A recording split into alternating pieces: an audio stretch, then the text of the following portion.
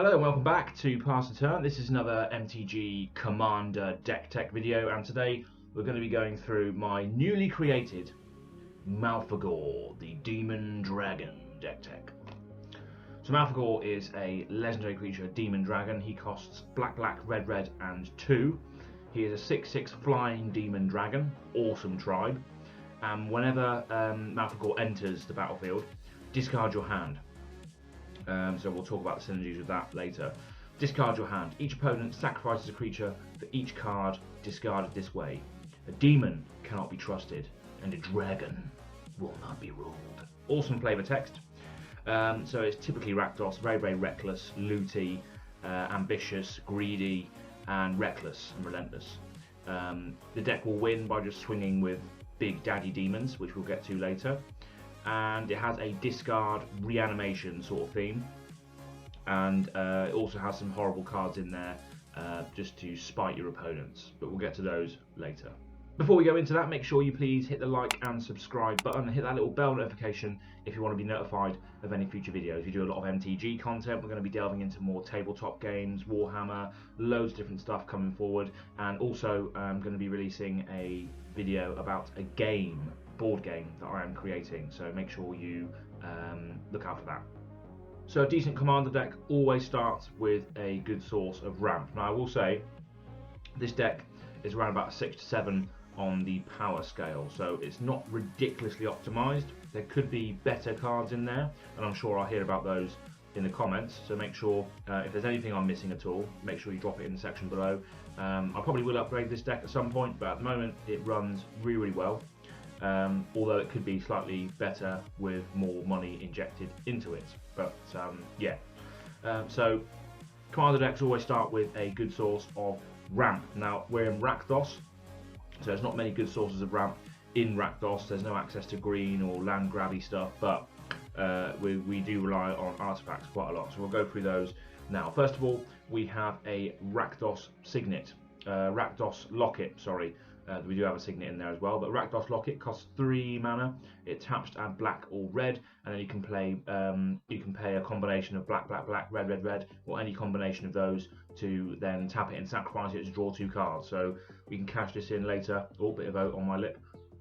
Cash this in later for a bit of card draw if we need it. Then we have a Mind Stone, similar effect. It costs 2 to bring in, generic. Taps to add 1 generic to your mana pool, or you can pay 1 and sacrifice it and tap it to draw a card later if we don't need it. Soul Ring, of course, 1-drop artifact, taps for 2. Don't need to say anything else. Talisman of Indulgence, great cycle of cards for any colour decks. Nice cheap cost of ramp. Costs 2 to bring in. Taps to add 1 generic, or you can tap it to add black or red in this case, and it deals 1 damage to you. So basically like a little pain land on an artifact. Then we have a Bog Witch. So this is a double whammy basically for this deck. So it costs 1 black and 2 others. It's a 1/1 creature spell shaper from Mercadian Masks, I believe. Very old card. So you can pay a black and tap and discard a card from your hand, and then you Dark Ritual basically. So you add 3 swamps to your mana pool at the cost of discarding a card, which in this deck is awesome because you want to be dumping big daddies in your grave, which we'll get to later, the big daddies of the deck. But yeah, fantastic source of ramp, chucking stuff in the grave, and just having a body out as well. It's quite good. And speaking of Dark Ritual, we have Dark Ritual itself. So this one costs 1 black and simply adds 3 mana to your mana pool. The other alternative to that is Cabal Ritual. This is a shiny, so this actually triples in value with regards to how many mana you add. It doesn't really. This costs 1 black and 1 other for an instant. It adds 3 black mana to your mana pool, so you do net 1 mana from casting this, but the threshold basically turns it into a Dark Ritual. So if you have 7 or more cards in your graveyard, you instead add 5 black mana. So basically it's a Dark Ritual in this deck, because most of the time my graveyard is filled to the brim. And lastly, we have a Rakdos Signet. So it's a 2-drop, and you pay 1 and tap it to add 1 black and 1 red to your mana pool. So you get a Rakdos combination out of that mana. So that was the mana ramp of the deck. 8 cards in there. There are other stuff as well that does help towards that, but we'll get into that as we draw it. The next next set of cards in the deck is the card draw / looting package. So we'll start with that. So first of all, we've got a Sign in Blood, just black, target player, draws 2 cards and loses 2 life. So nice little card there. A lot of the black cards in this deck will allow you to draw cards at the expense of life, but that's just a given really, isn't it? Similar to that, we have Read the Bones, so this costs 3 mana, 1 black and 2 others for a sorcery. Scry 2, then draw 2, then lose 2. So it's good because you can obviously look at the top 2 cards. If they don't really adhere to what you're trying to do, you can just put those to the bottom, then draw a blind 2 cards, and hopefully they help towards the situation. Then we have a source of ramp and card draw and discard, and that is Pirate's Pillage. This costs 4 mana, 1 red and 3 others. As an additional cost to cast it, discard a card, which is great. I'll discard a Big Daddy, which we'll get to later.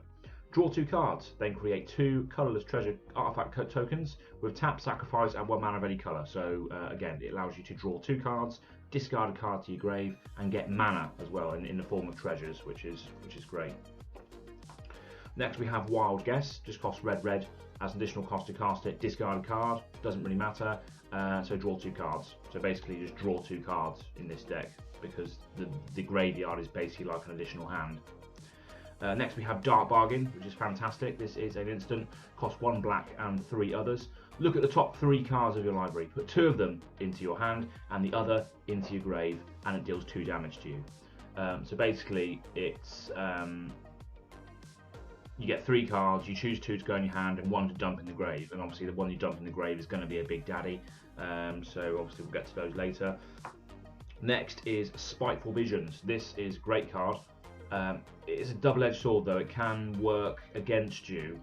In a more optimised strategy, you probably use a Phyrexian Arena or maybe a combination of both. But Spiteful Visions, at the beginning of each player's draw step, that player draws a card. So everyone is now drawing 2 cards.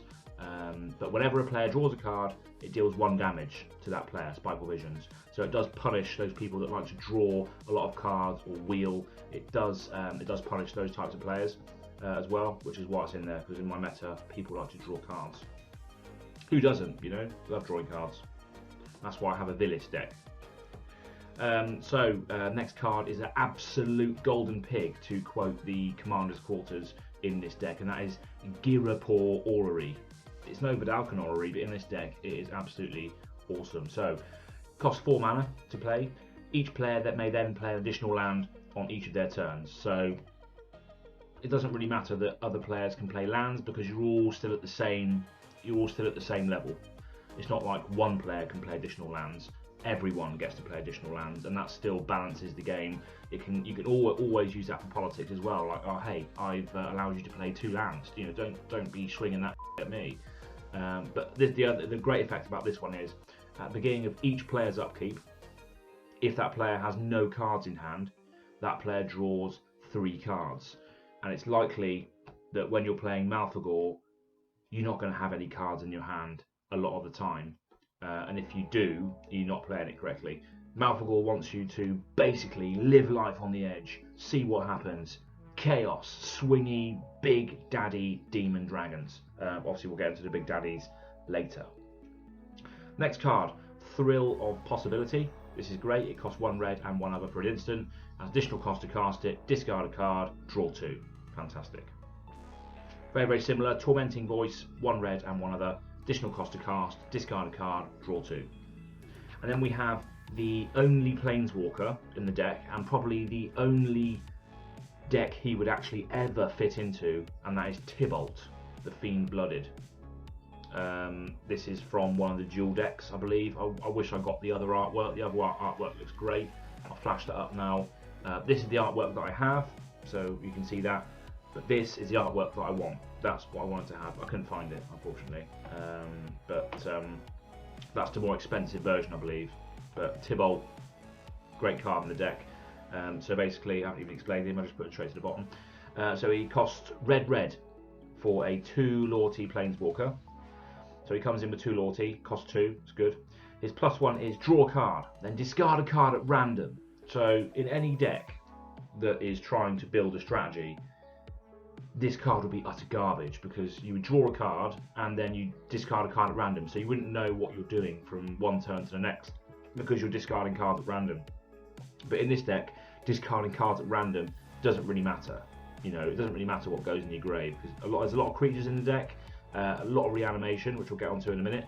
But most of the time, you're going to be discarding cards at random. They're going to be creatures that you're going to be able to get back. His -4 is Tybalt the Fiend-Blooded deals damage equal to the number of cards in target player's hand to that player. So again, if you're playing against someone who has a lot of card draw, which in this meta I do, it deals a lot of damage if you do want to -4 it. But you probably don't want to be using that. But the ultimate is very, very good. It's -6, gain control of all creatures until end of turn, untap them, they gain haste. So basically it's Insurrection. But you mainly use Tybalt in this deck to draw that card and discard a card at random, just getting that discard engine going. So next set of cards are discard outlets, or looters, or stuff that allows you to discard cards to your grave. Obviously the aforementioned card draw list allowed you to discard cards as well, so there is again a lot of discard in this deck, but these are the main ones that you'll be using to fuel your grave. So leading the pack, always get good value out of this, and that is Anya Falconwrath. Albeit there isn't many, I don't think if there is any at all in this deck, there isn't any madness cards in here at all, I don't think. Maybe that's a theme that I could potentially go into in the future, but I don't think there's enough support for madness. Albeit that deck did come out last year for it, which featured Anya as the commander. But I digress. Anya's great for looting. So she costs 1 black, 1 red, and 1 other. Legendary creature vampire, so I could run her as a commander if I wanted to. It's a 1/3 with haste, and it has tap, discard a card, draw a card. So again, it's trading the cards that you have in your hand for extra cards, and not only that, but it is chucking big things in the grave for you, which is great. And it says here it's irrelevant in this deck. Whenever you discard a card, if it has madness, you untap Anya. So again, there could be more synergies with madness in the deck, but I like the way it runs. Just Big Daddy, reanimation, discard. Next card on Anya's theme actually is Anya's Ravager. So Anya's Ravager actually works under Anya Falconwrath apparently. This is a vampire berserker. It costs 1 red and 2 others. It's a 3/3 and it attacks each combat if able. Whenever it attacks, discard your hand, then draw 3. And it does have a madness cost as well, so it does work with Anya if you do discard it. This is pretty reckless. It works really well if you have no cards in hand, because you discard your hand then draw 3. So again, it's reckless, but in this deck it really does work. Anya's Ravager. This is a great card, the next one.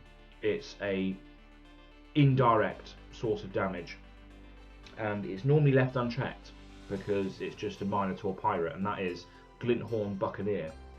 This costs red, and 1 for a Minotaur pirate from M20, 2/4 with haste. Whenever you discard a card, it deals 1 damage to each opponent, not yourself, each opponent.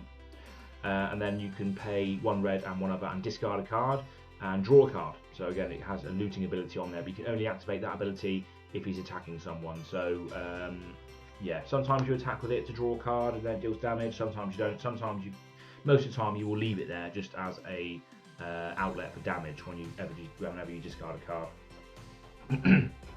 Next card is Neheb, Dreadhorde Champion. I literally added this last night because I looked at it and I thought, yeah, that could be pretty good.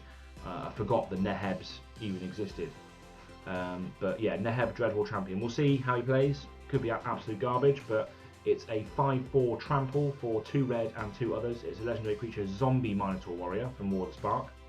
Whenever Neheb Dreadhorde Champion deals combat damage to a player or planeswalker, you may discard any number of cards.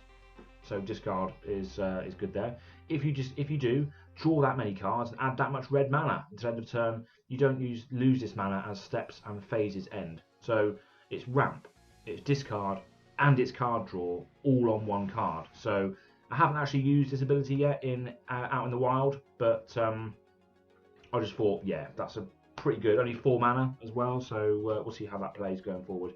Next is a great card that always does a lot of work, and that is Dismissive Pyromancer. Costs 1 red and 1 other. It's a 2/2 human wizard from M19, and it has pay 1 red, tap, discard a card, draw a card. So again, looting, fueling your grave, drawing cards, replacing cards. But then it also has an awesome ability of pay 2 generic 1 red and tap it and sacrifice Dismissive Pyromancer to deal 4 damage to target creature. So if there's a pesky mana dork or some sort of pesky commander that you want to get rid of that's, you know, toughness 4 or less, you can just sacrifice a Pyromancer and he burns him alive, basically, which is great. Next card is Rix Mardi Reveler, completely and utterly Rakdos. Look at the face on it. Look at the face on it. I'm not sure if you can hear. There's someone mowing their lawn outside. So I'm sorry if you can hear that. Rix Mardi Reveler is a 2-drop, 1 red and 1 other. It's a 2/2 human shaman. When Rix Mardi Reveler enters the battlefield, discard a card, then draw a card.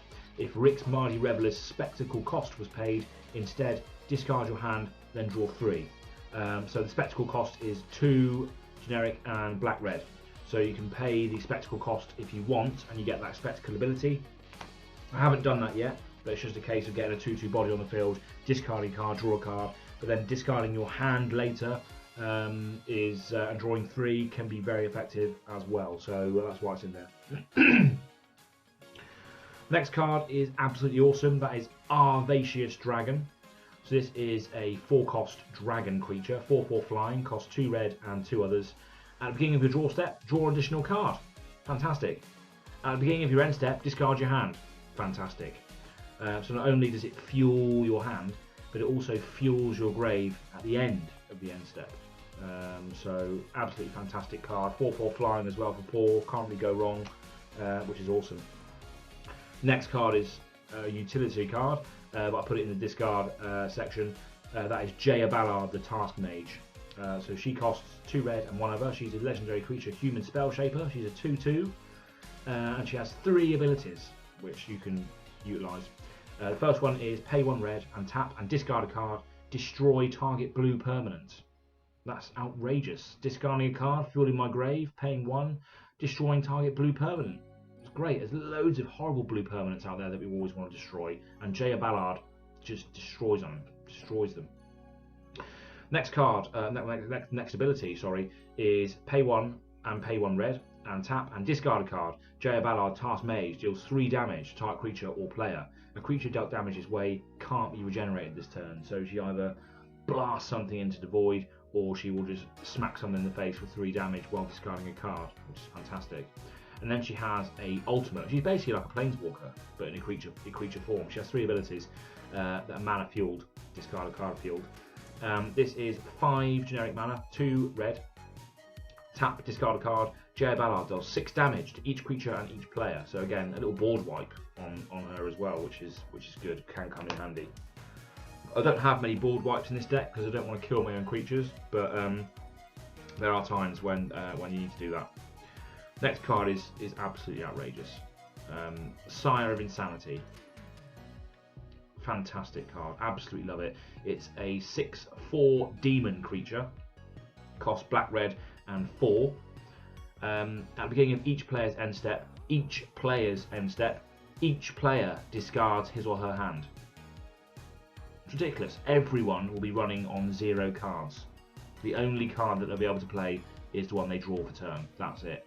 It's absolutely outrageous. Fantastic card. Always disrupts the game and allows me to just run away with it, because Malfegor just literally is designed to run on 0 cards in hand. But even if you do, you're going to have a lot of stuff to refill it and reanimate stuff in the grave as well.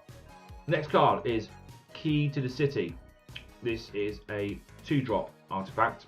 It came in the Commander set this year, I believe. I don't know. But the ability is tap, discard a card, up to 1 target creature, can't be blocked this turn. So it's a discard outlet, but it also is basically a rogue's passage. And its target creature can't be blocked this turn. So if I wanted another opponent's creature to go through on another opponent, I can of course do that by discarding a card and tapping, which is great. And it also has ability where whenever Key to the City becomes untapped, you may pay 2 mana. If you do, draw a card. So if you need to, you can get a little bit of card replacement, card draw off of this if needed, but it is mainly in there for the discard card unblockable thing. Next card does a lot of work in the deck, and that is Chainer, Nightmare Adept. I don't have the other Chainer in here, maybe again another card that I could put in there at a later date, Chainer Dementia Master. But Chainer, Nightmare Adept, from C19, legendary creature, human minion, 3/2, costs black, red and 2, and it has an ability on there, discard a card. So you can discard a card. You may cast a creature card from your graveyard this turn. Activate this ability only once each turn. So you can only discard one card a turn from Chainer, but then you can also cast a creature card from your graveyard this turn. So that's just absolutely outrageous. It allows you to dump big daddies in the grave, and if you have the mana to reanimate them that turn, you can do. And the reason why you want to do that is because whenever a non-token creature enters the battlefield under your control, if you didn't cast it from your hand, it gains haste. So gaining haste is extremely relevant with these big daddies that we'll be going to later. And the last card in the discard package is fantastic, Zombie Infestation, again from the Madness deck, T19. This costs 1 black and 1 other. It's an enchantment, and it simply says, discard 2 cards, create a 2/2 black zombie. So you can just discard, you can discard 6 cards from your hand if you want to, and create 3 2/2s. So it's great for that instant board presence, as well as fueling your graveyard strategy as well. So fantastic card, Zombie Infestation. It has never ever done a bad job in this deck. 2 mana as well. In fact, it's great, fantastic. So the next part of the deck is Reanimation or Recursion, but mainly Reanimation from the grave. So as you've seen, this deck is all about discarding cards to your grave, and now is where we delve into how to get those cards back as a big threat early on, cheating mana cost to a certain degree. Now there are a few cards in here that could be replaced by bigger and better cards, yeah, I haven't bought those yet. I probably will at some point. So the cards I'm looking at putting in here are Reanimate. So simply costs 1 black. Put target creature card from your grave onto the battlefield or something like that. I think it is just your grave. I'm not looking at the card right now, but it costs 1 black. Reanimates a creature. It will be from my grave most of the time, and I lose life equal to that card's converted mana cost. So for 1 black mana, it's absolutely outrageous. Then you also have stuff like Exhume. So each player puts a creature card from their grave onto the battlefield. Again, I'm going to be discarding quite early, so I might be able to utilise that effect rather than allowing anyone else to. So Exhume, and then Animate Dead as well. Another card that's not in here, but could be in here in the future. And then there was something else as well, but I can't remember what it was. But yeah, it could be upgraded, this package, but it does run well as is at the moment. So let me go through that with you. First of all, we have Stitch Together. So this is a sorcery that costs black, so very, very cheap. And it says, return target creature card from the graveyard to your hand as a default. But if you do have Threshold, which you most likely do, having 7 cards engraved in this deck is pretty easy, return that card from your graveyard to the battlefield instead. So for 2 black, you can literally reanimate something and get it back onto the battlefield, and that is absolutely outrageous when we come to the big daddies of the deck later. But yeah, Stitch Together most of the time will be activating for its Threshold ability rather than its static. Next card, we have a classic Zombify. Look at that, 8 for Division. Return target creature card from your graveyard to play. Costs 1 black and 3 others. Sorcery.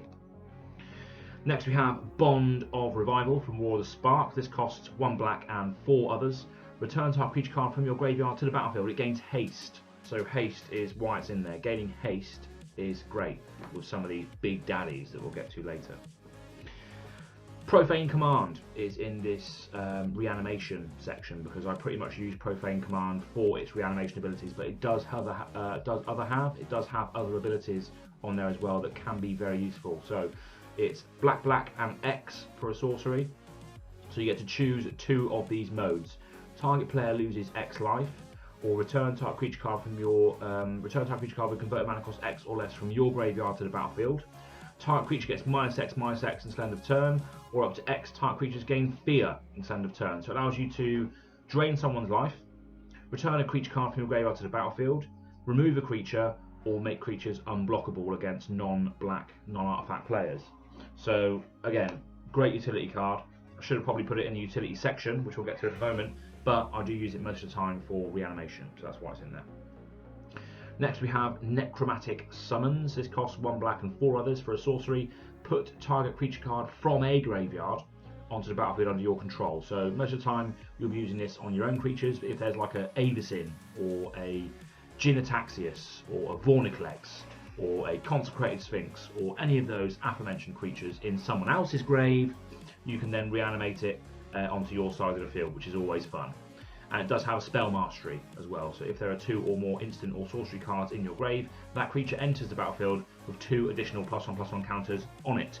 And most of the time we will have spell mastery because of the fact that we have so many looting cards and other sorcery reanimation spells. So most of the time you're going to be reanimating something and it's going to be coming back with 2 +1/+1 counters on it, which is good. Next we have an awesome card, awesome 1-drop, Phyrexian Reclamation.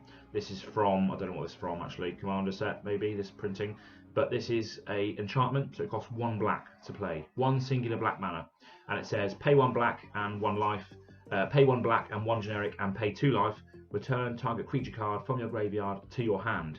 So again, this is more of a failsafe, so if all of your creatures are in the grave and you have no reanimation to get them, you can always get them back into your hand as a worst case scenario, or you can use some other creatures again and again and again and again for their effects as they die and come back, which is good. Next card we have is Dread Return. This costs black and 2 sorcery. Return target creature card from your grave to play, so return to the battlefield, and then you can flashback it if you want by sacrificing 3 creatures. So sometimes you can flashback it, but you don't really want to be getting rid of your own stuff. But yeah, it does have that in there as well if needed. Next card is Beacon of Unrest.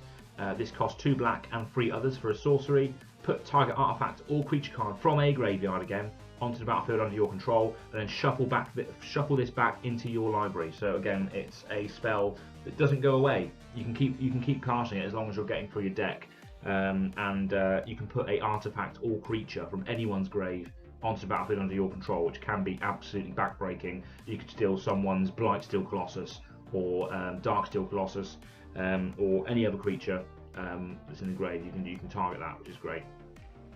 Next card is awesome. That's Torrent of Souls.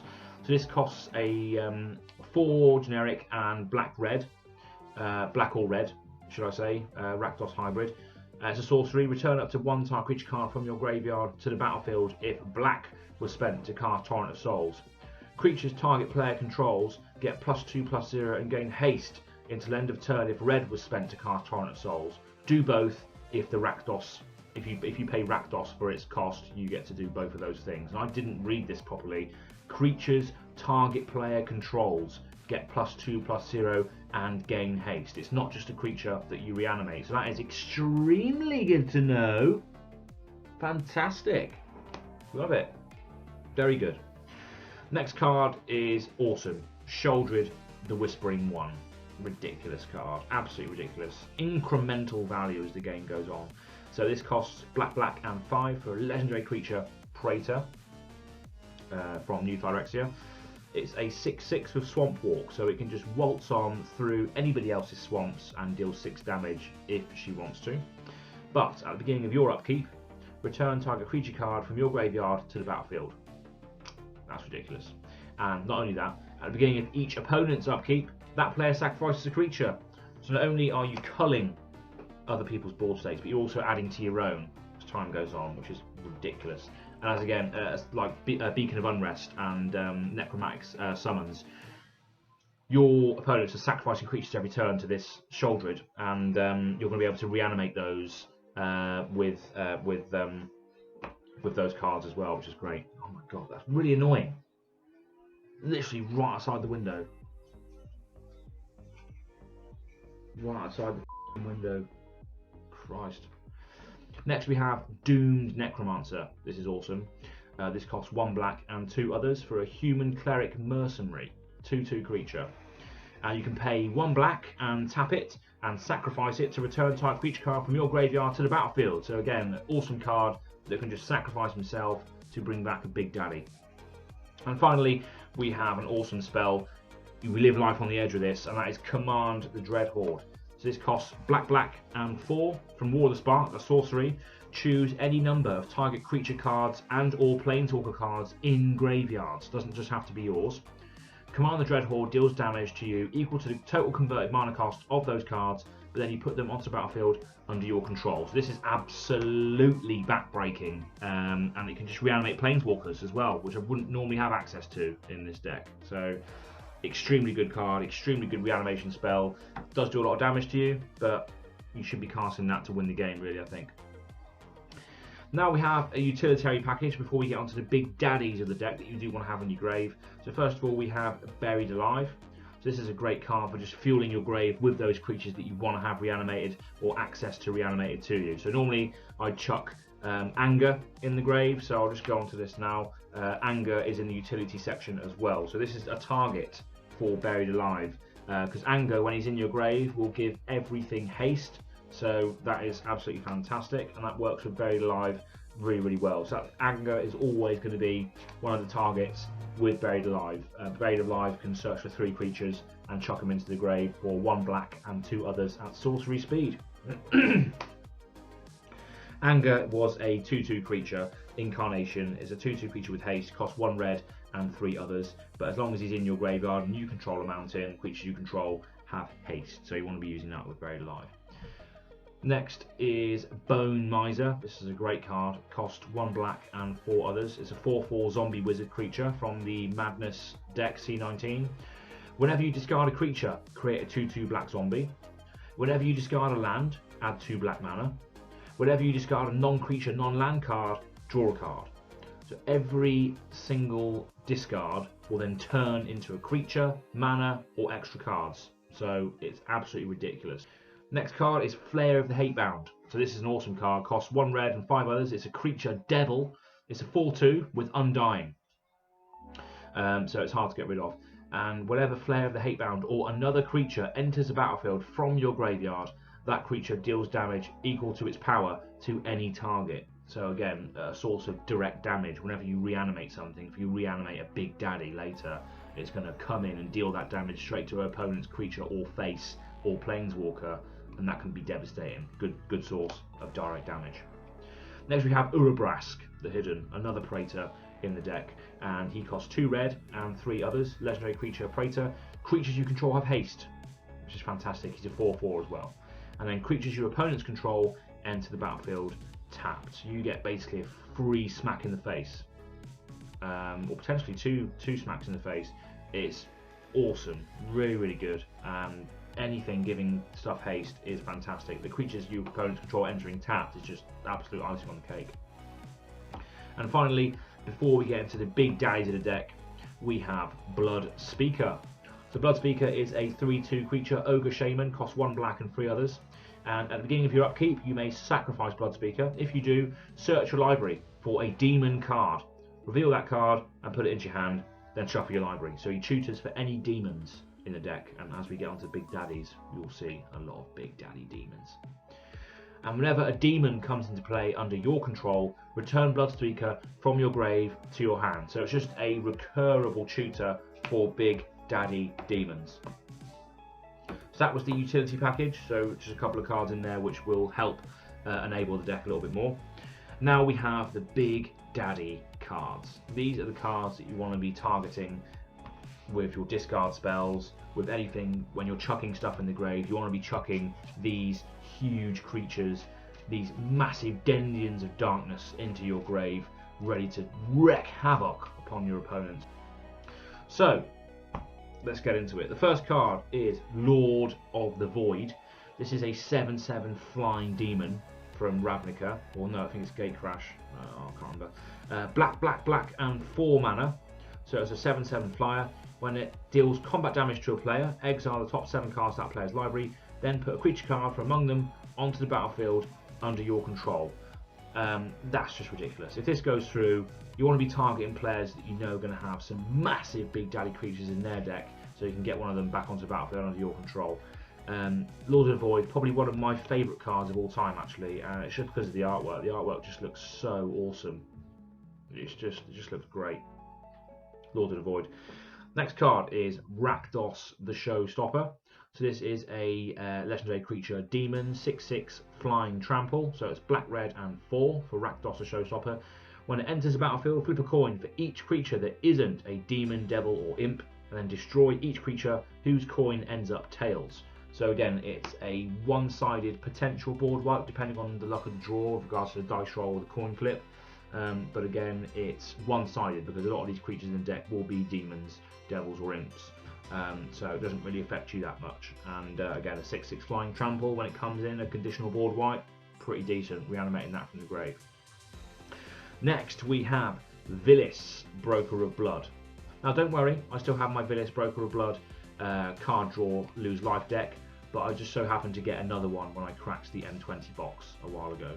But yeah, black, black, black, and 5 for a legendary creature, demon, 8/8 flying demon. Costs 8 mana, of course. You can pay 1 black and pay 2 life. Type creature gets -1/-1 end of turn, so it's good if you want to pay a lot of black mana and a lot of life into the -1/-1. You can potentially remove things with it, but whenever you lose life, draw that many cards. So basically it reads pay 1 black, pay 2 life, draw 2 cards. But then you get the -1/-1 type creature as well. So removal, card draw, and big 8/8 flying demon. What's not to love? Next card, demon again, Reaper from the Abyss. This is a black, black, black 3 to cast. It's a 6/6 flying creature demon, and it has morbid ability, which we don't really see anymore. But that says at the beginning of each end step, if a creature died, destroy target non-demon creature. So if creatures are dying left, right, and centre, this is going to kill even more things, which is great. Reaper from the Abyss, great piece of one-sided removal for non-demon creatures. Then we have another one of my favourite cards of all time, but this is the artwork that I don't particularly like, because the artwork that I do like is in the Vilis Broker of Blood deck, but that is Cotophid Soul Hoarder. A 6/6 flying legendary creature demon, one of the demons that Liliana made the contract with. This costs black, black, and 4. And it says, whenever a permanent owned by another player is put into a graveyard for the battlefield, you draw a card and lose 1 life. So it's just good for having a big daddy demon out there, as well as reaping souls from the ones that have been fallen and converting that into cards, basically. An awesome demon from a Monket now coming up, and that is Archfiend of Ifnir. I've always wanted to use this because I saw it in obviously the Monket set when I got back into Magic back in 2018, 2017. Monket, when was that? 2017 maybe, long time ago, ridiculous. But yeah, I've always wanted to use this because I love demons a lot, and I never really had the ability to use this, but now I do. So it's a black, black, and 3 to cast. It's a 5/4 flying demon. Whenever you cycle or discard a card, put a -1/-1 counter on each creature your opponents control. So it's absolutely outrageous. It's whenever you discard a card, you're plaguing the entirety of your opponent's board state constantly. So it's ridiculous.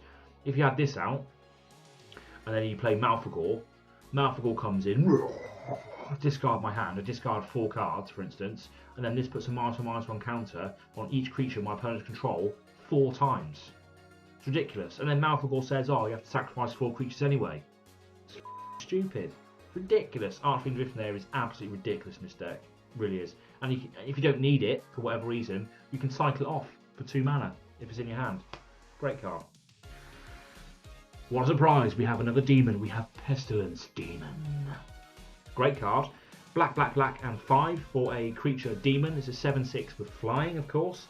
And then you can pay 1 black, Pestilence Demon deals 1 damage to each creature and each player. So again, it's direct damage in black and board wipe as well if needed, but it can be conditional. You can just like pump 4 mana into this and deal 4 damage to every creature in each player, and that will most of the time not kill your big daddy demons because they're going to be 5/6 toughness. So that's normally what you do, conditional board wipe and direct damage. Great card, Pestilence Demon.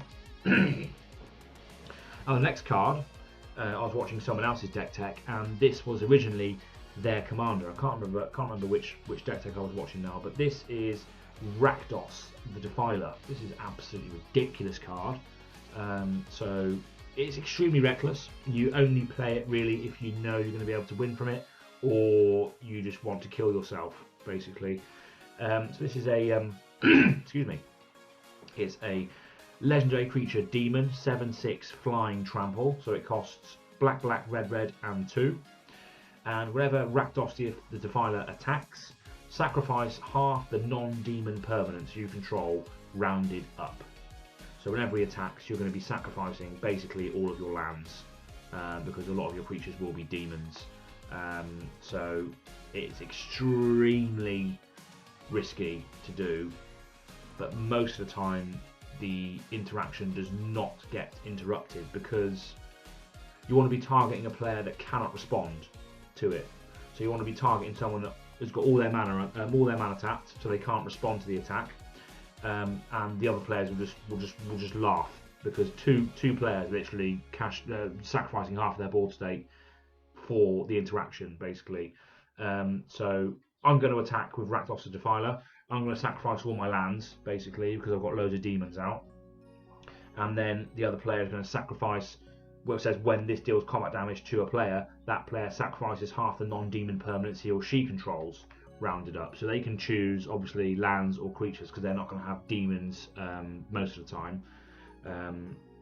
So it's a fantastic card. Again, you want to be targeting someone that cannot remove it when it attacks. Obviously, you're going to have to sacrifice half the non-demon permanents you control, rounded up, when this attacks. So if that is then removed as a result of that attack, that's when you've just lost everything, basically. But again, you want to be attacking someone that cannot respond, and then the other players are probably more than happy to not only see the demon player lose all of his lands, but then the non-demon player sacrifice all of their permanents, rounded up. So again, very, very swingy card, but again, completely and utterly needed in this Rakdos Relentless Reckless deck. Sounds like an Ask Alexandria album. I think it is, actually. Overseer of the Damned, next demon. This is a 5/5 flying, costs black, black, and 5. Whenever it enters the battlefield, you may destroy target creature. You may destroy target creature, you don't have to. And then it has, whenever a non-token creature an opponent controls dies, create a 2/2 black zombie creature onto the battlefield, tapped. So you get board state from creatures dying, which is great. Fantastic card.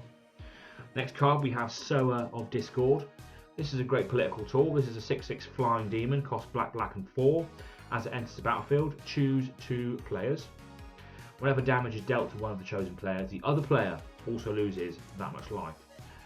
So again, this can be used as a political tool. You can build alliances with people with it. You can also pit 2 people against each other with it. You can make it so that one player doesn't attack you, otherwise they lose life.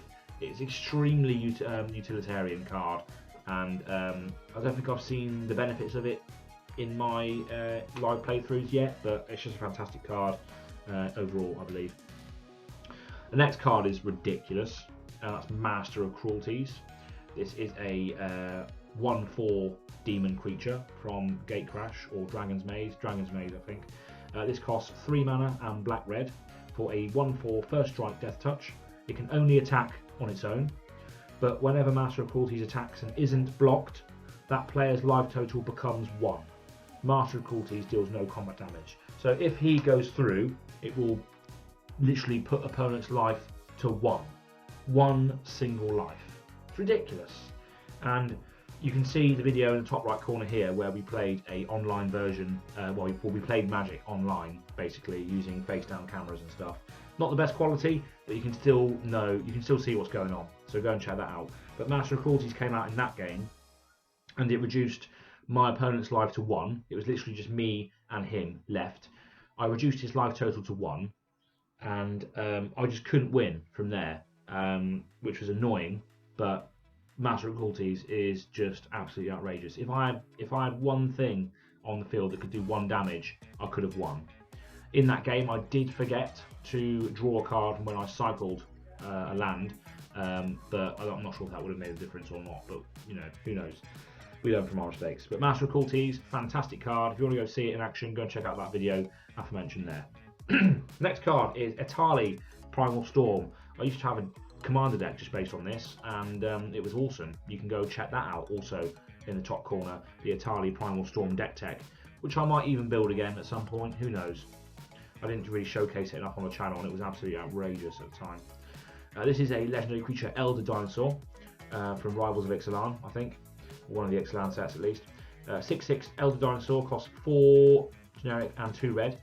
Whenever it attacks, exile the top card of each player's library, then you may cast a number of non-land cards exiled this way without paying their mana cost. So again, it's just great value. If you hit some awesome non-land cards, you're getting that for free. That's just absolutely ridiculous. Atali is fantastic. You don't really know what you're going to get off the top. It's just value. But again, a 6/6 dinosaur that's swinging in and exiling cards that you can potentially get an Omniscience off of, or Bloody Abyss, or It That Betrays.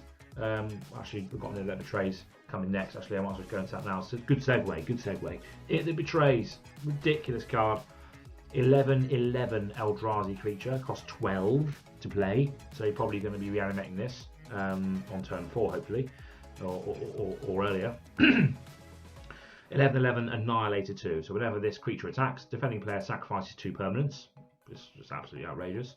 And then whenever an opponent sacrifices a non-token permanent, put that card onto the battlefield under your control. So anything that they sacrifice, you will then get if It That Betrays is out. So if Malfegor was out, for instance, or Malfegor, well, if It That Betrays was on the field, and then you played a Malfegor, everyone sacrifices loads of permanents. You're going to get those back under the field under your control if It That Betrays is out, which is absolutely stupid.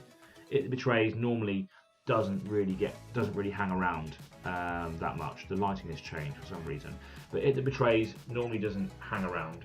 It's normally removed quite quickly because it's an Eldrazi. It doesn't have any form of protection on it either. There isn't any form of protection in this deck either. It's completely relentless and reckless. But yeah, final card in the Big Daddies section is Dragon Mage. Always loved this card, even when it first came out in, what was it, Scourge, maybe? Was it Scourge? Something else. I don't know. But Dragon Mage is ridiculous. It's a Dragon Wizard, 5/5 flying, costs 2 red and 5 others. It's now an uncommon as well in M20, I think. Whenever Dragon Mage deals combat damage to a player, each player discards his or her hand, then draws 7 cards. So again, it's a fantastic way of not only discarding my hand into the grave, which I can reanimate later, but it's also good with screwing with opponents' plans as well. So again, really good fuel for the grave, and also just fueling my hand back up as well, which is great. Awesome card, always liked it. So that's all the non-land cards in the deck, and I could be running more utility in there. I could be running stuff like wheels. I don't want to do that though, because I'm going to be making a sort of wheelie card draw deck when Xyris gets delivered next week in the Arcane Maelstrom Commander set. So I'll probably do videos on those when I make them. But yeah, not many wheels in the deck. I could have probably more effective reanimation spells, like as I said earlier, like Reanimate and Exhume and Animate Dead. Could have those in there potentially instead of like Zombify and stuff. But this deck works really well. Sometimes it can be quite sluggish because it's Rakdos and there isn't much ramp. But yeah, I really like it. It's one of my favourite decks at the moment. And that's what happens when you go through your trade binder and you just see legendary creature, Demon Dragon. When it enters the battlefield, discard your hand. What? You make a deck that works on something like that. You're an awesome deck builder, or you're just an awesome person. You don't play with the standard cards that are out there. You make something completely and utterly different, and that's what I like. That's what I like about Commander. So we're going to the non-basic lands. I'll just whiz through these because obviously you've probably heard of them before. Rakdos Carnarium, Foreboding Ruins, Dragon Skull Summit, Akuum Refuge, Forgotten Cave, Tainted Peak, Sulphurous Springs, Gaia Reach Sanitarium, Bloodfell Caves, Barren Moor, Canyon Slough, Volrath's Stronghold, Temple of Malice, Command Tower, Bloodstained Mire, Rocky Tar Pit, Desert of the Glorified, Smouldering Marsh, and Desert of the Fervent. So there's quite a good few cards in there. You've got a couple of cycling lands, you've got a lot of dual lands, tapped lands that give you life back, some other check lands as well. Tainted Peak, for instance, will check for a swamp and give you access to black and red if that's the case. Again, this deck doesn't have your Blood Crypts or your Bloodstained Mires, etc. I might get a Blood Crypt, not a Bloodstained Mire. No thanks. And then we have the basics of the deck. We have 1, 2, 3, 4, 5, 6, 7, 8, 9, 10, 11, 12, 13, 14 swamps, and 1, 2, 3, 4, 5 mountains. So that's the deck. You can see the deck list in the description box below. And if you're looking to buy any Magic cards, then take a look at our UK-based affiliate links. There's Magic Madhouse in the description box below. They do all sorts of Magic card singles, sealed products, accessories, Yu-Gi-Oh, board games, Pokemon, Warhammer, all sorts of stuff. Go and check out Magic Madhouse. We also have Big Orbit cards, again UK-based card provider. They do singles. They're very good with their prices, so always check their stock if you're UK-based. Use the affiliate link for that. And then we also have a Total Cards discount code. So Total Cards is a new affiliate link that we've got. I haven't actually announced this on the channel yet. I probably should do that at some point. So if you use the discount code Pass the Turn, the discount code will also be in the description box below. I think it's Pass the Turn or Pass the Turn 2018 or something like that. Use that discount code, you'll get some money off your order, and that will help us directly, because Total Cards will then know that you came directly from the channel. So if you help us that way, that'll be fantastic. We're still trying to pump out content while we're in lockdown, so we appreciate you joining us even on these slightly lower quality videos. Yeah, make sure you leave a comment in the section below, like and subscribe, hit that little bell notification for more future tabletop content. I've been Aaron Francis, you've been listening to the Malfegor, or watching the Malfegor Demon Dragon Discard Your Hand Reckless and Relentless deck tech. We'll see you next time. Thanks for watching. Bye bye.